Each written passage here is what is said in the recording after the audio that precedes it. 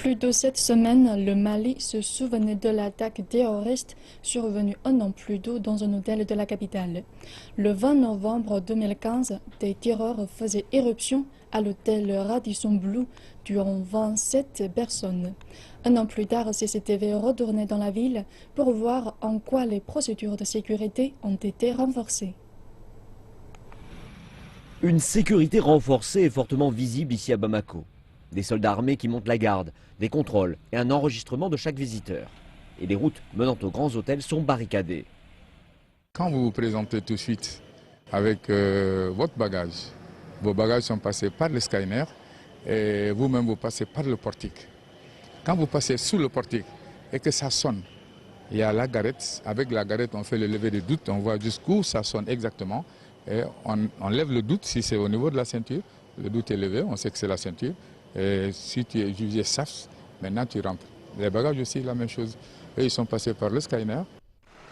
Ces procédures de sécurité ont été mises en place à la suite de l'attaque terroriste meurtrière de l'an dernier.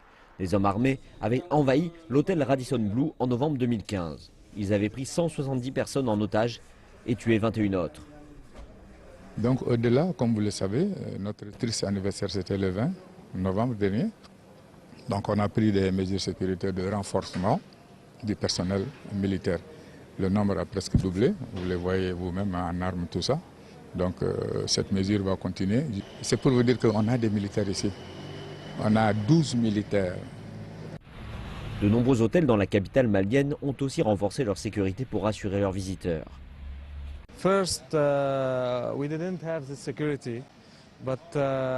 Premièrement, nous n'avions pas cette sécurité, mais après l'attaque de l'hôtel Radisson, les Nations Unies ont établi un plan pour chaque hôtel de Bamako. Leurs experts se sont rendus dans chaque hôtel et nous ont donné un plan sur ce que nous avions besoin de faire à chaque étape. Le Mali a été plongé dans la violence après un coup d'État militaire en mars 2012 qui a laissé un vide de pouvoir et permis aux militants islamistes d'unir leurs forces avec les séparatistes et de prendre le contrôle du nord du pays.